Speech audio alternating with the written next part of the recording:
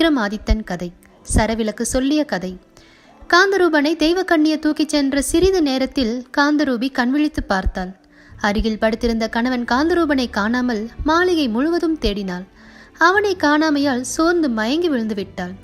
நகர் முழுதும் காந்தரூபனை காணாததும் காந்தரூபி மயக்கமுற்று விழுந்ததும் பரவியது. கந்தநாதன் காதுக்கு செய்தி எட்டியதும் அவன் விரைந்து வந்தான். நாலா பக்கங்களுக்கும் ஆட்களை அனுப்பி தேடும்படி சொன்னான்.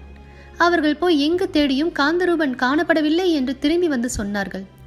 7 தெய்வ கண்ணியரும் தினம் ஒருவராக காந்தரூபனிடம் பேசி உல்லாசமாக கழித்தனர். ஒரு நாள் அந்த கண்ணியர் 7வரும், காந்தரூபியும் நம்மை போன்ற பெண் அல்லவா, முறைப்படி காந்தரூபனை அவளிடம் ஒரு நாள் அனுப்பலாம் என்று தீர்மானித்தனர். அவர்கள் தீர்மானித்தபடி ஒவ்வொரு 8வது நாளும் காந்தரூபனை கொண்டு வந்து மாளிகையில் உள்ள மஞ்சத்தில் விட்டு காந்தரூபிக்கு மயக்கம் உண்டாகும்படி செய்துவிடுவார்கள். காந்தரூபன் தன் மனைவியிடம் அன்று இரவை கழிப்பான். விடியும் முன் அவனை தூக்கி சென்று விடுவார்கள். இரவு நடந்தது எதுவும் காந்தரூபிக்கு தெரியாது. அவர்கள் சென்ற பிறகே மயக்கம் தெளிந்து எழுவாள் காந்தரூபி. நாட்கள் இவ்வாறு கழிந்தன. காந்தரூபி கர்ப்பமடைந்தாள். 3 மாதங்களுக்கு பிறகே அவள் கர்ப்பம் உண்டாகியிருப்பது அவளுக்கு காவலாக இருந்த தோழியருக்கு தெரியலாயிற்று. தோழிகள் வியப்புற்று காந்தரூபியிடம், அரசகுமாரியே, தங்கள் கணவர் இங்கே இல்லாத போது தாங்கள் கர்ப்பம் உண்டாகியிருக்கிறீர்களே, மற்றவர்களுக்கு தெரிந்தால் பழிசொல் ஏற்படுமே, இதற்கு என்ன செய்வது என்றார்கள். என் கணவனை தவிர வேறு எவரையும் என் மனம் எண்ணியதே இல்லை.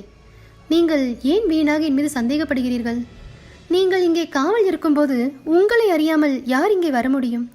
ஆனால் நான் கர்ப்பமாய் இருப்பது எனக்கே ஆச்சரியமாய்தான் இருக்கிறது என்றாள் காந்தரூபி. தோழியர் காந்தரூபி கூறியதை நம்பவில்லை.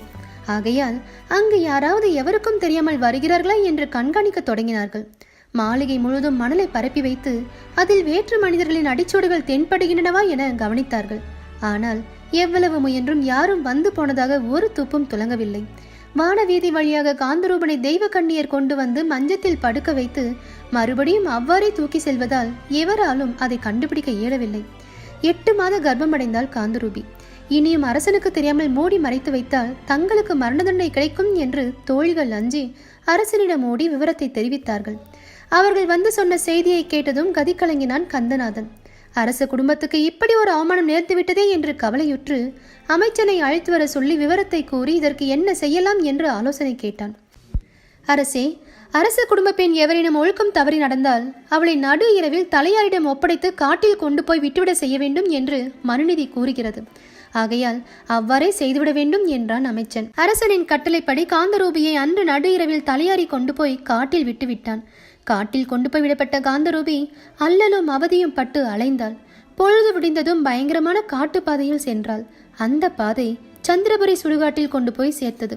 சுடுகாட்டில் அப்பொழுது எரிந்து கொண்டிருந்த ஒரு பிணத்தின் அருகில் ஒருத்தி தலைவெறி கோலமாய் அழுது புலம்பிக் கொண்டிருந்தாள். அவள் அந்த நகரத்தில் இருக்கும் சவுந்தரவல்லி என்னும் விலைமகள். அவளுடைய ஒரே மகளான சித்திரவல்லி பிரசவ வேதனையால் இறந்துவிட்டாள். அவளுடைய பிணத்துக்கு தீ மூட்டிவிட்டு சவுந்தரவல்லி அழுது கொண்டிருந்தாள். அவளை கண்டதும் அவள் ஒரு பிசாசி என்று எண்ணினாள் காந்தரூபி.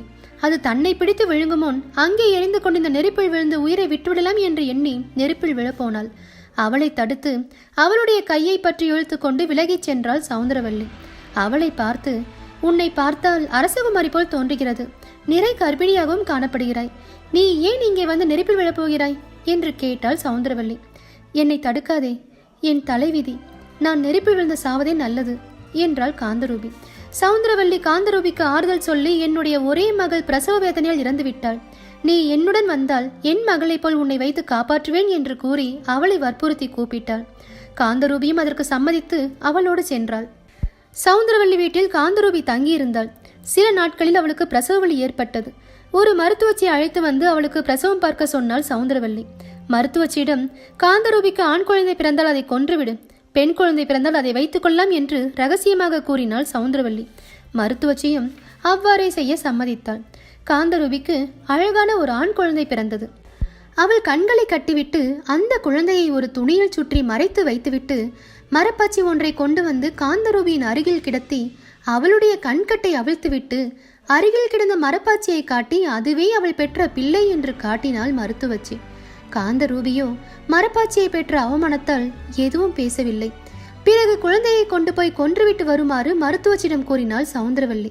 மருத்துவச்சி அக்குழந்தை எடுத்துக்கொண்டு போய் அதை கொல்ல மனம் இல்லாமல் காட்டின் மத்தியில் இருந்த 5 தலை நாகப்புற்றின் அருகில் வைத்துவிட்டு வந்துவிட்டாள். தனக்கு அவ்வளவுதான் தெரியும் என்று கூறி கதையை நிறுத்திவிட்டது சரவிளக்கு. இவ்வாறு திடீரென்று பாதி கதையில் நிறுத்திவிட்டாயே, பாம்பு சுற்றில் வைக்கப்பட்ட குழந்தையின் நிலை என்ன, அதை எவ்வாறு தெரிந்து கொள்வது என்றான் விக்ரமாதித்தன்.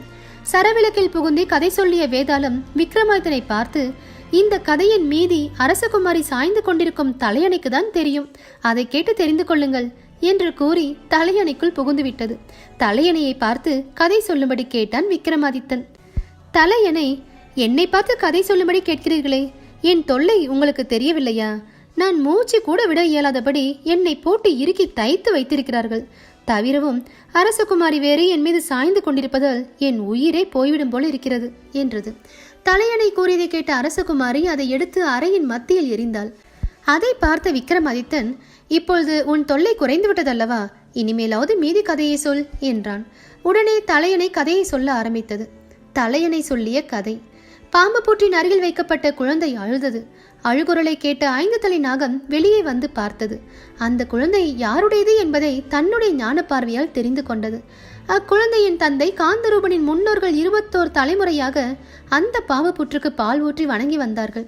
ஆகையால் அவர்களுடைய வாரிசான அக்குழந்தைக்கு எவ்வித கெடுதலும் நேரிடாமல் தன்னுடைய படத்தில் ஏந்தி கொண்டு போய் அருகில் இருந்த காளி கோவிலின் சந்நிதியின் முன் வைத்துவிட்டு திரும்பியது. தினசரி காளி கோவிலுக்கு காலையில் கந்தநாதன் வந்து வணங்குவது வழக்கம்.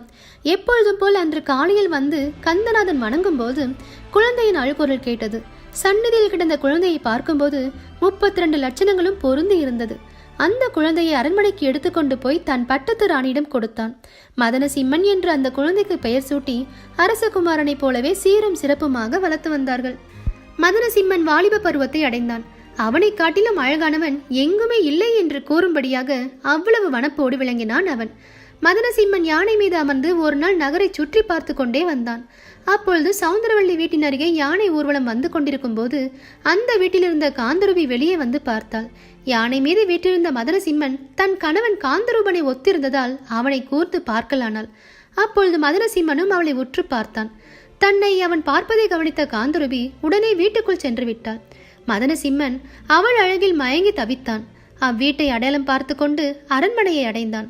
மதனசிம்மன் அன்று இரவு தன்னுடைய நெருங்கிய தோழன் ஒருவனை அழைத்து அவனிடம் 1000 பொன் கொடுத்து அன்று இரவு சவுந்தரவள்ளியுடன் இரவை உல்லாசமாக தான் கழிக்க விரும்புவதாக அவளிடம் தெரிவித்து விட்டு வர சொன்னான். சவுந்தரவள்ளியும் 1000 பொன்னை பெற்றுக்கொண்டு மதனசிம்மனை வரும்படி சொன்னாள். தோழன் வந்து சொன்னதும் மதனசிம்மன் இரவு சவுந்தரவள்ளி வீட்டுக்கு சென்றான். சவுந்தரவள்ளியின் வீட்டின் வாசலில் ஒரு காராம் பசுவும் அதன் கன்றுக்குட்டியும் கட்டப்பட்டிருந்தது. இரவு நேரம் ஆதலால் அவசரமாக சென்ற மதனசிம்மன் அந்த கன்றுக்குட்டியை தாண்டி சென்றான். மதனசிம்மன் தன்னை தாண்டி சென்றதை பார்த்த கன்றுக்குட்டி, அம்மா, இந்த அரசகுமாரன் என்னை தாண்டி போகிறான் என்று தன் தாயிடம் கூறியது. அதை கேட்ட தாய்ப்பசு, அவன் பெற்ற தாயை ஆசை நாயகி ஆக்கிக் கொள்ளப் போகிறான், ஆகையால் உன்னை தாண்டி செல்வதில் ஆச்சரியம் எதுவும் இல்லை என்றது. மதனசிம்மனுக்கு சகல ஜீவராசிகளின் மொழிகளும் நன்கு தெரியும். ஆகவே பசுவும் கன்றும் பேசிக்கொண்ட சொற்கள் அவன் காதில் விழுந்தன. அவன் திகைப்படைந்தான். அவை கூறிய சொற்களை நினைத்து கொண்டே வீட்டினுள் சென்றான். மதனசிம்மனை சவுந்தரவள்ளி மகிழ்வோடு வரவேற்று மஞ்சத்தில் உட்கார வைத்தாள். பிறகு காந்தரூபியிடம் சென்று அரசகுமாரன் வந்திருக்கும் செய்தியை கூறி அவனிடம் நடந்து கொள்ள வேண்டிய தொழில்முறையை விளக்கமாக சொன்னாள். அதுவரையில் அம்மாதிரி சொற்களையோ தொழில்முறைகளையோ கேட்டு அறியாத காந்தரூபி துடிதுடித்து போனாள். சவுந்தரவள்ளி கூறிய வார்த்தைகள் அவளை ஈட்டியால் குத்துவது போல் இருந்தது. என்னென்னவோ நினைத்து மனம் புழுங்கி போனாள். அவளை யோசிக்க விடாமல் அவளுடைய கையை பற்றி இழுத்து கொண்டு போய் மதனசிம்மன் உட்கார்ந்திருந்த மஞ்சத்தில் அருகில் விட்டுவிட்டு வெளியே வந்து கதவை சாத்திவிட்டாள் சவுந்தரவள்ளி. கட்டிலை பிடித்தபடியே எதுவும் பேசாமல் காந்தரூபி நின்று கொண்டிருந்தாள். காராம்பசு சொன்னதை நினைத்தபடியே மதனசிம்மனும் அவளுடைய முகத்தை பார்த்தான். அப்பொழுது காந்தரூபி மார்பிலிருந்து பால் சுரந்து மதனசிம்மன் முகத்தில் பீச்சியது. உடனே அவன் திடுக்கிட்டு எழுந்து அரண்மனைக்கு போய்விட்டான். சவுந்தரவள்ளி வீட்டில் பார்த்த பெண்ணின் வரலாற்றை அறிந்து கொள்ளாமல் தான் சாப்பிடுவது இல்லை என்று தீர்மானித்து படுக்கை அறைக்கு சென்று விட்டான். வழக்கமாக கந்தநாதனுடன் உட்கார்ந்து சாப்பிடும் மதனசிம்மன் தன்னுடன் இருந்து சாப்பிட வராததைக் கண்டு அவனுடைய அறைக்கு சென்று பார்த்தான் கந்தநாதன். மதனசிம்மன் துயரத்தோடு படுத்திருப்பதை கண்ட அரசன் பதறி போனான். என்ன செய்தி? உன் முகம் ஏன் வாடியிருக்கிறது என்று கேட்டான்.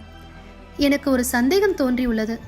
அது தீரும் வரை நான் உணவை தொடவே மாட்டேன் என்றான் மதனசிம்மன். அது என்ன சந்தேகம்? இதுகாரும் நான் அரசகுமாரன் என்று எண்ணியிருந்தேன். ஆனால் இப்பொழுது அதில் எனக்கு சந்தேகம் எழுந்திருக்கிறது. உண்மையில் என்னுடைய வரலாற்றின் முழு விவரமும் இன்று மாலைக்குள் எனக்கு தெரியாவிட்டால் நான் உயிரை விட்டு விடுவேன் என்றான் மதனசிம்மன். மதனசிம்மனின் கேள்வி கந்தநாதனை கலங்க செய்தது. அவனிடம் உண்மையை கூறாவிடில் அவன் உயிர் துறந்துடுவான் என்று நினைத்து மதனசிம்மனிடம் தன் மகன் காந்தரூபன், மருமகள் காந்தரூபி ஆகியோரின் வரலாற்றை விபரமாக கூறினான். அதை கேட்ட மதனசிம்மன், இதனால் என்னுடைய சந்தேகம் தீர்ந்துவிடவில்லை. இந்த நகரத்தில் உள்ள விலைமகள் சவுந்தரவல்லியையும் அவள் வீட்டில் இருக்கும் பெண்ணையும் வரவழைத்து விசாரித்தால்தான் முழு உண்மையும் விளங்கும் என்றான். கந்தநாதன் உடனே காவலர்களை அனுப்பி சவுந்தரவல்லியையும் அவள் வீட்டில் இருக்கும் பெண்ணையும் அழைத்து வருமாறு சொன்னான். அவர்கள் இருவரும் அரசன் முன் அழைத்து வரப்பட்டனர். அரசன் சவுந்தரவல்லியிடம், உன்னுடன் வந்திருக்கும் பெண் யார்? அவளுடைய வரலாறு என்ன என்று கேட்டான். சவுந்தரவல்லி சுடுகாட்டில் அவளை கண்டு தான் கூட்டி வந்தது முதல் அன்று நடந்தது வரை எல்லாவற்றையும் விபரமாக கூறினாள். அதன்பின் காந்தரூபி தன் கணவன் காணாமற் போனது முதல் சவுந்தரவல்லி தன்னை கூட்டிக் கொண்டு போய் ஆதரித்து வந்தது வரை விபரத்தை கூறினாள். மருத்துவச்சியும் வரவழைக்கப்பட்டு விசாரிக்கப்பட்டாள். காந்தரூபிக்கு பிறந்த ஆண் குழந்தையை பாம்பு பூற்றின் அருகில் தான் விட்டு வந்த விவரத்தையும் அவள் கூறினாள். ஆனால் மதனசிம்மனுக்கு சந்தேகம் தெளியவில்லை. பாம்பு பூற்றின் அருகில் விடப்பட்ட குழந்தை தான் தான் என்பதை அவன் ஒப்புக்கொள்ளவில்லை. ஆகையால் அந்த சந்தேகம் நீங்குவதற்காக அனைவரும் காளி கோயிலுக்கு போய் வணங்கி சந்தேகத்தை நீக்குமாறு வேண்டிக் கொண்டனர். உடனே காளிதேவி தோன்றி பாம்பு பூட்டில் வைக்கப்பட்டிருந்த குழந்தை மதனசிம்மனே என்று கூறினாள். காளி சொன்னதை கேட்ட கந்தநாதன் தன் மகன் காந்தரூபன் காணாமல் போன பிறகு காந்தரூபி கர்ப்பம் உண்டானதால் மதனசிம்மனை தன்னுடைய பேரன் என்று எப்படி ஒப்புக்கொள்வது என்று கேட்டான். காளிதேவி தெய்வக்கண்ணியர் வந்து காந்தரூபனை தூக்கிச் சென்ற விபரத்தை கூறி மதனசிம்மன் காந்தரூபனுக்கு பிறந்தவனே என்றாள். உடனே காந்தரூபி காளியின் திருவடிகளில் விழுந்து வணங்கி, தாயே, என் கணவர் மீண்டும் வந்து சேரும் வழியை கூறி அருள வேண்டும் என்று வேண்டிக் கொண்டாள். வெள்ளிக்கிழமை தோறும் விரதமிருந்து அந்த தெய்வ கண்ணியரை வேண்டிக் கொண்டால் உன் கணவர் மீண்டும் உன்னை வந்து அடைவான் என்று காளி வரம் அருளினாள். அவ்வாறு காந்தரூபி வெள்ளிக்கிழமை தோறும் விரதம் இருந்து வந்ததால் தெய்வ கண்ணியர் மனம் இறங்கி காந்தரூபனை கொண்டு வந்து விட்டுவிட்டு போய்விட்டனர். பல ஆண்டுகளுக்கு பிறகு வந்து சேர்ந்த தன் மகன் காந்தரூபனுக்கு முடிசூட்டி ஆட்சியை அவனிடம் ஒப்புவித்துவிட்டு கந்தநாதன் தவத்தை மேற்கொள்ள புறப்பட்டான் என்று கூறி கதையை முடித்துவிட்டு, விக்ரமாதித்த பூபதியை, உண்மையன்றி வேறு யார் கேட்டபோதிலும் நாங்கள் இந்த கதையை சொல்லியிருக்க மாட்டோம் என்றது தலையணை. மணமேடையில் அமர்ந்திருந்த ரத்தின வியாபாரியை பார்த்து விக்ரமாதித்த பூபதி என்று தலையணை கூறியதும் அனைவரும் மகிழ்ச்சி கடலில் மூழ்கினார்கள். ஏலக்கரம்பைக்கு எல்லையற்ற ஆனந்தம் உண்டாயிற்று. ஏலக்கரம்பை மாலையிட்டது விக்ரமாதித்த மன்னனுக்கு தான் என்பதை அறிந்த எல்லா நாட்டு மன்னர்களும் வந்து அவனை வணங்கி உபசரித்தனர். ஏலக்கரம்பையின் தந்தை சம்புநாதன் மனமகிழ்ந்து தன் மகளை அவனுக்கு மனம் செய்து வைத்தான். மணவிழா சிறப்பாக நிறைவேறியதும் விக்ரமாதித்தன் பிராமணன் வீட்டில் விட்டு வைத்திருந்த பேத கோவிந்தன் மகனையும் ஏலக்கரம்பையும் அழைத்து கொண்டு வேதாளத்துடன் உஜ்ஜயினி மாகாளிபுரம் போய் சேர்ந்தான். அத்தகைய திறமை வாய்ந்த விக்ரமாதித்தன் ஆட்சி செய்த இந்த சிம்மாசனத்தில் நீர் அமர்வதனால் அவருடைய ஆற்றல்கள் சிறிதளவாவது உமக்கு இருக்க வேண்டும் என்று கூறியது மூன்றாவது படியில் இருந்த பதுமை.